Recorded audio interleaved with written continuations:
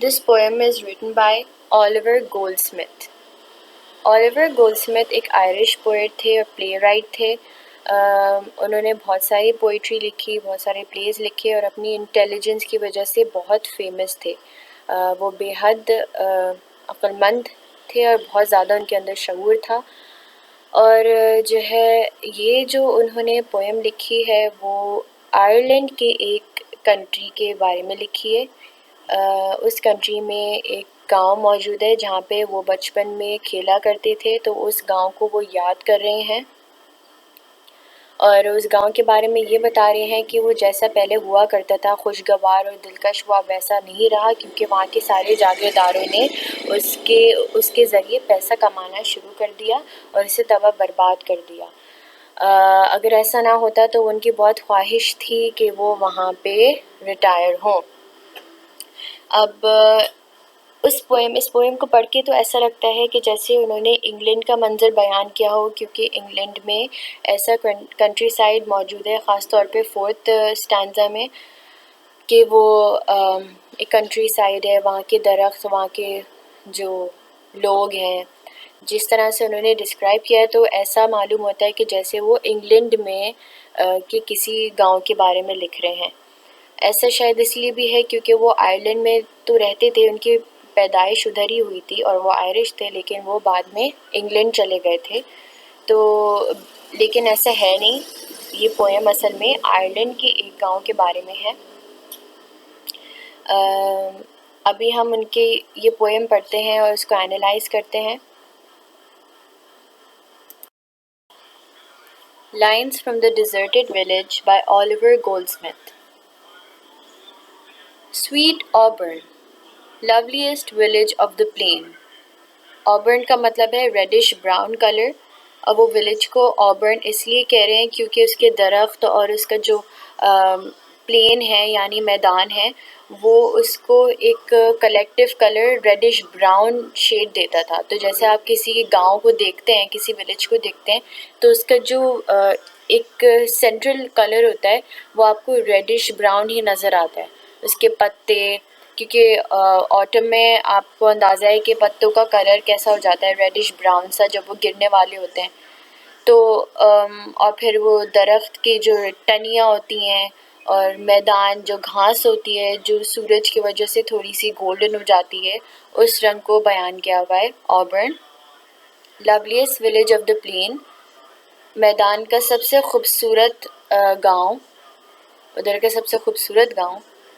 Where health and plenty cheered the laboring swain.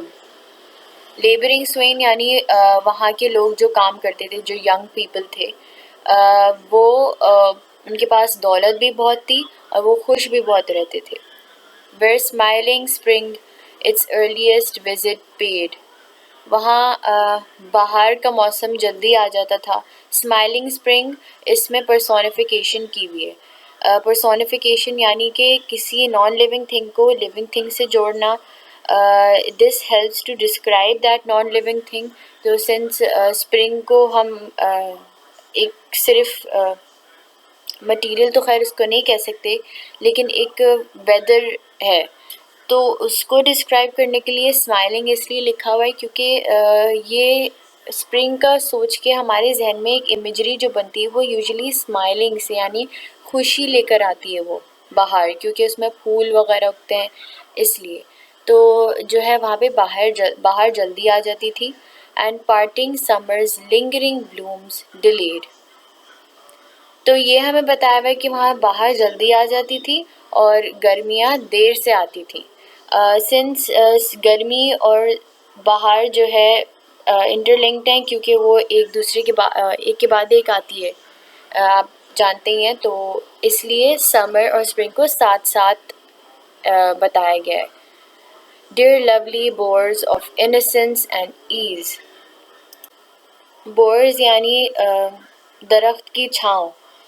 तो dear lovely bourse, यहाँ पे भी एक सॉर्ट ऑफ पर्सोनिफिकेशन नज़र आती है. वो बोर्स को लवली कह रहे हैं यानी दिलकश, खूबसूरत. ऑफ इनोसेंस एंड ईज़, ये भी पर्सोनिफिकेशन है. इनोसेंस एंड ईज़ को दरख्त की छाँव से इसलिए जो है ملایا گیا ہے کیونکہ ہمیں یہ بتانا چاہ رہے ہیں کہ یہ جو سب سین بیان کر رہے ہیں اولیور گولڈسمتھ جو آتھر ہیں وہ اپنے بچپن کی باتیں بیان کریں. یہ بچپن میں وہ یہ سب دیکھا کرتے تھے اور بچپن میں بچہ انوسینٹ ہوتا ہے اور ایز ہوتی ہے. ایز پہ ہوتا ہے. ایز یعنی کہ سکون, آسانی ہوتی ہے اس کے لیے, نہ اسے کوئی محنت کرنی پڑتی, بس کھیلنا ہوتا ہے. اور انوسینس کیونکہ وہ معصوم ہوتا ہے, کوئی چالاکی کچھ نہیں, اس کے اندر اتنی سمجھ نہیں ہوتی ہے. تو dear lovely birds of innocence and ease یعنی کہ بچپن کے منظر ہیں یہ, وہ خوبصورت درخت کے چھاؤں, seats of my youth when every sport could please. Seats of my youth یعنی یہاں میں اپنی جوانی میں کھیلا کرتا تھا, یہاں میں اپنی جوانی میں آیا کرتا تھا. When every sport could please how often have I loitered over thy green. When every sport could please کا یعنی اس کا مطلب ہے کہ آپ جو بھی کھیل کھیلتے تھے آپ اس سے خوش ہوتے تھے, وہاں پہ بہت سارے کھیل بھی کھیلے جاتے تھے. How often have I loitered over thy green, میں نے کتنی دفعہ اس ہی ہری گھاس کے اوپر, سبز گھاس کے اوپر گھوما پھرا ہوں, اس کے اوپر میں نے کھیلا ہے, چلا ہوں. where humble happiness endured each scene. Humble happiness یعنی انکسار ہونا. ہیپینس کیونکہ خوشی بڑی بڑی چیزوں سے ریلیٹڈ نہیں ہوتی, ہمیشہ چھوٹی چھوٹی چیزوں سے بھی خوشی حاصل ہو جاتی ہے. تو یہ اسی خوشی کی بات کر رہے ہیں. ہمبل ہیپینس یعنی چھوٹی چھوٹی چیزوں پہ خوش ہونا, کہ وہاں پہ اتنے سارے کھیل کھیلے جاتے ہیں, وہ گاؤں کتنا خوبصورت ہے, یہاں پہ درخت کی چھاؤں کتنی اچھی, چھوٹی چھوٹی چیزیں جس سے وہاں کے لوگ خوش ہو جاتے تھے. endured each scene وہاں ہر جگہ یہی نظر آتا تھا, خوشی خوشی. how often have I paused on every charm. کتنی دفعہ میں نے رک کے ہر دلکش منظر کو دیکھا ہے. the sheltered cot, the cultivated farm. sheltered cot یعنی کوئی sheltered گھر, اس کے اوپر چھجا لگا ہوا ہو. the cultivated farm جو کسان وہاں پہ جو رہتے تھے وہ وہاں کے میدانوں کو, وہاں کی فصل اگاتے تھے, وہاں پہ ساری میدان کاشت کرتے تھے. the never failing brook. brook کا مطلب ایک چھوٹی اسٹریم, دریا ٹائپ کا, نہر. the busy mill جو مصروف چکیاں ہوتی تھیں وہاں پہ. تو یہ ساری چیزیں وہاں پہ انہیں نظر آتی تھی. صحیح ہے. the decent church that topped the neighboring hill. وہیں آس پاس پڑوس میں ایک چٹان ٹائپ کی تھی, اس کے اوپر ایک چرچ موجود تھا. the hawthorn bush with seeds beneath the shade. hawthorn یعنی پھولوں کا نام ہے, پھولوں کی ایک جاڑیاں تھیں, اس کے نیچے سیٹ بیٹھنے کی جگہیں بنی ہوئی تھیں, اس کے چھاؤں کے نیچے بیٹھنے کی جگہیں بنی ہوئی تھیں. for talking age and whispering lovers made. for talking age یعنی وہ لوگ جو باتیں کرتے ہیں, مڈل ایج لوگ, جو بھی لوگ آپس میں باتیں کرنے وہاں پہ بیٹھتے تھے اکثر. whispering lovers made دو پیار کرنے والے لوگ آپس میں ہلکی ہلکی آوازوں میں بات کر رہے ہوتے تھے ادھر ہی بیٹھ کے. how often have I blessed the coming day. how often have I blessed یعنی میں کتنی دفعہ مجھے دوسرا آنے والا دن دیکھنے کو ملتا, چونکہ ہر آنے والا دن ان کے لیے نیا دن ہوتا تھا. وہ ہر دن جا کے ان گاؤں میں, ان درخت کے چھاؤں میں کھیلا کرتے تھے, سب اسپورٹس وغیرہ. تو ہر دن کا انہیں نئے دن کا انتظار رہتا تھا. تو وہ کہتے تھے کہ میں کتنا خوش نصیب ہوں کہ مجھے وہ ہر دن دیکھنے کو ملتا تھا. when toil remitting lent its turn to play. toil یعنی کہ ہارڈ ورک کرنا, remitting یعنی کہ کچھ وقت کے لیے واپس لینا, تو اور lent یعنی کہ کسی کو کچھ ادھار پہ دینا. لیکن اس لائن میں اس کا مطلب یہ ہے کہ toil remitting lent its turn to play یعنی کہ ہارڈ ورک, کچھ محنتی کام کچھ وقت کے لیے ختم ہو جاتا تھا اور پھر کھیلنے کودنے کی باری آتی تھی. and all the village train from labor free, led up their sports beneath the spreading tree. تو جو ساری ینگ لوگ تھے وہاں پہ اپنے سب محنتی کام سے، سارے اپنے کاموں سے فارغ ہو کے ایک بڑے سے درخت کے نیچے آتے تھے، اس کی چھاؤں میں سب کھیل کودتے تھے. Will many a pastime circled in the shade, the young contending as the old surveyed. جیسے ہی سارے چھاؤں میں کھیل رہے ہوتے تھے، سرکل یعنی کہ گول گول گھومنا، کوئی ہوتا ہوگا گیم. تو جیسے ہی وہ سارے ینگ لوگ کھیل رہے ہوتے تھے تو سارے جو اولڈ پیپل تھے وہ بیٹھ کے دیکھتے تھے، کیونکہ وہ تو کھیل نہیں پاتے تھے، وہ ان کی ایج زیادہ تھی. تو they used to sit and watch young people play in the shade. And many a gamble frolicked over the ground. Gamble یعنی کہ اچھل کود، فرولک یعنی کہ چلنا پھرنا، یعنی بے فکری سے خوشی سے کھیلنا کودنا. اوور دا گراؤنڈ یعنی انہی میدانوں کے اوپر یہ کھیل کود ہوا کرتا تھا. And sleights of art and feats of strength went round. Sleights of art یعنی کہ لوگ اپنی آرٹ کی اسکلز بھی دکھایا کرتے تھے کہ وہ کیا کیا آرٹ اسکلز، پینٹنگ، ڈرائنگز اور جو بھی آرٹسٹری انہیں آتی تھی ان لوگوں کو. اینڈ فیٹس آف اسٹرینتھ یعنی کہ اپنی طاقت کا مظاہرہ کرتے تھے، کچھ بھی کھیلتے تھے، جیسے ہوتے ہیں باکسنگ، فائٹنگ، ایسے کرتے تھے کھیل میں ہی ایسے ہی. تو یہ سب وہاں پہ چل رہا ہوتا تھا اور سارے لوگ کھڑے ہو کے دیکھتے تھے. And still as each repeated pleasure tired, جیسے ہی وہ مطلب وہ سارے کھیل کھیلتے رہتے تھے جب تک وہ تھک نہیں جاتے تھے. سکسیڈنگ اسپورٹس دا mirthful band inspired. Succeeding sports یعنی اسی کی طرح کا کوئی اور اسپورٹ وہ کھیلنا شروع ہو جاتے تھے. mirthful یعنی خوشی والا اور جوش والا، بینڈ یعنی انہی گروپ آف پیپل، انسپائرڈ یعنی جیسے ہی وہ کوئی گیم کھیل کے تھکتے تو وہ کوئی اور سے گیم لے آتے کھیلنے کے لیے، جس سے وہ سب لوگوں کو خوش کرتے. The dancing pair that simply sought renown. وہ جو دو لوگ پیر یعنی دو لوگوں کی جوڑی ڈانس کرتے کرتے جیسے ہی تھکتی، renown یعنی کہ مشہور ہونا، by holding out to tire each other down. وہ بھی ڈانس کرتے کرتے تھک جاتی اور جو ہے پھر تھک کے بیٹھ جاتی.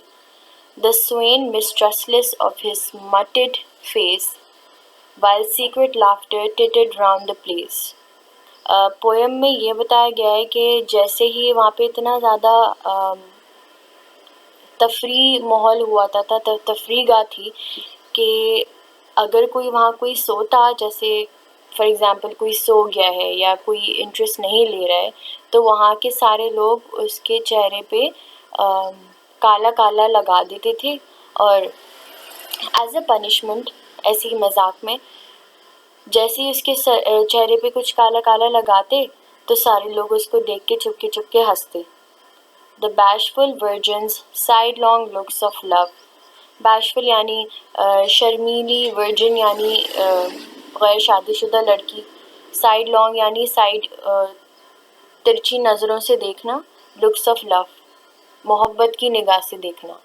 تو غیر شادی شدہ لڑکی، شرمیلی غیر شادی شدہ لڑکی ترچھی نظروں سے محبت کی نگاہوں سے اپنے محبوب کو دیکھتی. The matron's glance that would those looks reprove. matron یعنی ماں. تو اس شرمیلی غیر شادی شدہ لڑکی کی جو اپنے محبوب کو محبت کی نگاہ سے دیکھتی، اس کی ماں اس کی نگاہوں کو ریپروو کرتی. ریپروو یعنی کہ ڈس اپروو کرتی، اس سے خوش نہیں ہوتی. اس کی نگاہوں کو دیکھ کے اس کی ماں اس سے خوش نہیں ہوتی اور اس سے کہتی کہ جو بھی ہے کہ تم کیا اس کو منع کرتی، تم کیا کر رہی ہو، اچھی بات نہیں ہے. These were their charms, sweet village sports like these with sweet succession taught even toil to please. یہ وہاں کے جو ہے، وہاں کی جو خوشیاں تھیں وہ کچھ ایسی تھیں. سویٹ ولیج یعنی پیارا گاؤں، اسپورٹس لائک دیز اس طرح کے کھیل with sweet succession یعنی بہت خوبصورتی سے ایک کے بعد ایک. taught even toil to please یعنی کہ انہوں نے ان کھیلوں نے اور ان دلکش نظاروں نے سب کو یہ سکھایا کہ محنت بھی خوشگوار ہو سکتی ہے. These round thy bowers their cheerful influence shed.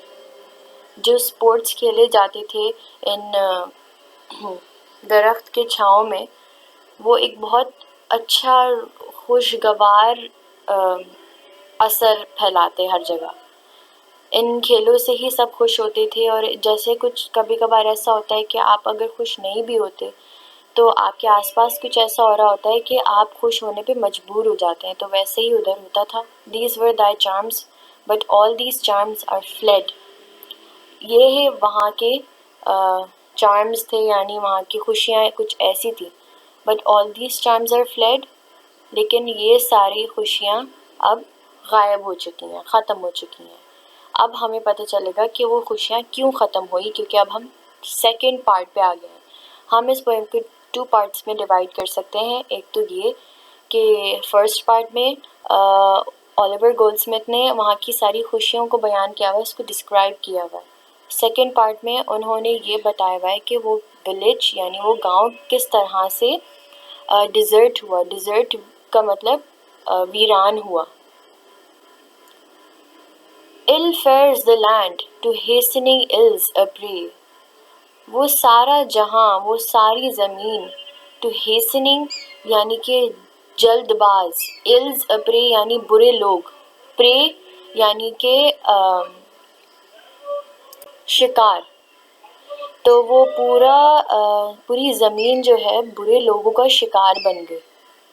Where wealth accumulates and men decay. جہاں دولت ہی جمع ہوتی ہے، accumulate یعنی جمع ہونا، and men decay، decay یعنی مرنا، اور آدمی مرتے ہیں. جہاں دولت جمع ہوتی ہے اور آدمی مرنے لگتے ہیں. Princes and lords may flourish or may fade. Princes یعنی شہزادے and lords یعنی جو مالک ہوتے تھے، زمیندار، جاگیردار. میں فلرش اور میں فیڈ یعنی کبھی تو وہ پھلتے پھولتے یعنی ترقی کرتے، اور میں فیڈ یعنی کبھی تو وہ غائب ہو جاتے. A breath can make them as a breath has made. ایک breath یعنی کہ ایک آرڈر، ایک حکم پہ وہ یا تو بنتے یا تو بگڑتے، بننا سنورنا. A breath can make them as a breath has made. جیسے ایک حکم سب کو بناتا ہے ویسے ہی ایک حکم ان کو بناتا. But a bold peasantry their country's pride. لیکن ایک بہادر، ایک بہت ہی سمجھدار اچھی peasantry یعنی کسان، a group of farmers. But a bold peasantry their country's pride. اس ملک کی جو شان تھی یعنی وہی محنتی کسان. When once destroyed can never be supplied. جب ایک بار تباہ ہو جائے نا، ختم ہو جائیں، تو پھر وہ واپس کبھی نہیں آ سکتے اس ملک میں، اور اس ملک کو کبھی ایسے کسان واپس نہیں مل سکتے، ایسے لوگ. اس پوئم سے ہمیں یہ سمجھ میں آتا ہے کہ اولیور گولڈ سمتھ کا بچپنا اس گاؤں میں گزرا اور وہ اپنے بچپنے کو یاد کر رہے ہیں. ان کی یہ خواہش تھی کہ وہ ادھر ریٹائر کریں، لیکن وہاں کے کچھ اتنے زیادہ برے حالات ہو گئے تھے کہ وہ جو ہے مجبور ہو گئے تھے وہاں سے جانے کے لیے. اور وہ برے حالات اس لیے ہو گئے تھے کیونکہ وہاں کے سارے جو جاگیردار تھے، لینڈ اونرز، اور وہاں کے سارے شہزادے تھے، انہوں نے یہ ڈیسائیڈ کیا کہ اب بس یہ گاؤں بہت جو ہے اس میں بہت پوٹینشیل یعنی کہ وہاں پہ زمینیں اتنی زیادہ تھیں، تو انہوں نے انہی زمینوں کو پرائیویٹ پراپرٹی بنا لیا، یعنی ان کو خرید کے اپنی ملکیت بنا لی. اور چونکہ وہ ان کی ملکیت بن گئی تھی تو وہاں پر سارے لوگ نہیں کام کر سکتے تھے، نہ کھیل سکتے تھے جیسے پہلے ہوا کرتا تھا. اور وہاں پہ ٹریڈ فلرش ہو گیا، وہاں پہ جو ہے بزنس ہونے لگ گیا، انڈسٹریز بننے لگ گئیں. تو ان ساری وجہوں کے یہ جو ساری ریزنز ہیں، اسی لیے وہاں کا جو گاؤں تھا وہ تباہ برباد ہو گیا تھا. تو اولیور گولڈ اسمتھ جو ہے اس پوئم میں اداس ہے ایک طرح سے کہ یہ ایسا ہوا اس گاؤں کے ساتھ جہاں وہ پیدا ہوئے، اور وہ چاہتے تھے کہ وہ گاؤں ان کی ہمیشہ رہائش گاہ رہے. تو let's move on to the summary. Summary. In this poem, Oliver Goldsmith praises his native village, Auburn. Village کا نام ہے آبرن، اور اولیور گولڈ اسمتھ اس پوئم میں اپنے اس رہائش گاہ کو کی تعریفیں کر رہے ہیں. He calls it happy time of his age. وہ اپنی ایج کا، اپنی عمر کا سب سے خوش وقت بیان کرتے ہیں جو اس گاؤں میں گزرا. The villagers were very wealthy and cheerful. وہاں کے جو گاؤں کے لوگ تھے وہ بہت دولت مند تھے اور ہمیشہ خوش رہتے تھے. It was a fine village where the spring came earlier and which had long summer. وہاں کی بہار جلدی آ جاتی تھی اور وہاں کی گرمیاں لمبی چلتی تھیں. The villagers were simple folk and led a very contented life. بہت ہی انکسار اور سادہ لوگ تھے گاؤں کے لوگ، اور بہت خوش زندگی گزارتے تھے. کوئی شوشہ کچھ نہیں تھا ان کے اندر، بہت سادہ لوگ تھے. The poet had spent his youth in this village. انہوں نے اپنی جوانی اس گاؤں میں گزاری. He therefore cannot forget its charms. اس لیے وہ آج تک اس کے منظر کو بھول نہیں سکے، اس کی خوشگوار مناظر کو بھول نہیں سکے. He remembers that there were green fields where he wandered, the mill, the stream and the church. جیسے کہ ہم نے پوئٹری میں پڑھا کہ وہ جس طرح سے وہاں کی ساری سینری کو بیان کرتے ہیں. وہاں پہ ہرے میدان تھے، سبز میدان جہاں پہ وہ چلا پھرا کرتے تھے. وہاں پہ چکیاں تھیں، نہریں تھیں، ایک چرچ تھا. تو یعنی وہ ان سب چیزوں کو یاد کر رہے ہیں، ان سب بلڈنگس کو یاد کر رہے ہیں. He remembers that there were shady places for resting and enjoying and chatting. Shady places یعنی کہ جہاں درخت کی چھاؤں موجود ہو، بورز جہاں ورڈ ہم پڑھتے ہیں. فار ریسٹ، اچھا اکثر وہاں پہ لوگ بات چیت بھی کیا کرتے تھے اور بیٹھ کے سکون حاصل کرتے تھے، تھوڑا آرام و سکون سے بیٹھتے تھے، دوسروں کو کھیلتے کودتے دیکھتے تھے اور آپس میں باتیں بھی کرتے تھے. آن ہالیڈیز ولیجرز enjoyed different games. چھٹیوں پہ گاؤں کے لوگ طرح طرح کے کھیل جو ہے انجوائے کرتے تھے، لطف حاصل کرتے تھے کھیل کھیل کے، بہت سے sports. On such occasions many feats of skill and strength were also shown. وہ اپنی طاقت کا اور اپنی قابلیت کا مظاہرہ کرتے تھے سب کے سامنے. While the young men took active part in these games and the old men watched them. یہ ساری جو اسپورٹس تھیں وہ سارے ینگ لوگ کھیلا کرتے تھے اور سارے اولڈ پیپل وہ بیٹھ کے انہیں دیکھا کرتے تھے ان درخت کی چھاؤں کے نیچے. The dancing couples performed dances. وہ ڈانسنگ کپلز یعنی جو جوڑی ہوتی ہے وہ بہت دیر تک ڈانس کرتی رہتی تھی، اتنا ڈانس کرتی تھی کہ وہ تھک جاتی تھی. جس طرح سے لوگ اسپورٹس کھیلتے تھے، اتنا اسپورٹس کھیلتے تھے کہ تھک جاتے تھے، لیکن اس کے بعد پھر وہ ایک ایسا اسپورٹ لے کر آتے کہ دوسروں کو خوش کر سکتے. Sometimes they played a trick on some young farmer. کبھی کبھار وہ کسی دوسرے ینگ فارمر کے اوپر ایک ٹرک پلے کرتے تھے، اس کا مذاق میں اس کے ساتھ کھیلا کرتے تھے. جیسے ہم نے پڑھا کہ اس کا منہ پہ کچھ داغ لگاتے تھے، نشان، کہ اس کو پتہ ہی نہیں چلتا تھا، پھر بعد میں سب اس کو دیکھ کے ہنستے تھے. They would smear his face with mud or blacken. اس کا منہ کالا کر دیتے تھے مٹی سے. That provided a lot of fun to the whole company. اور سب اس کو دیکھ کے بہت خوش ہوتے تھے.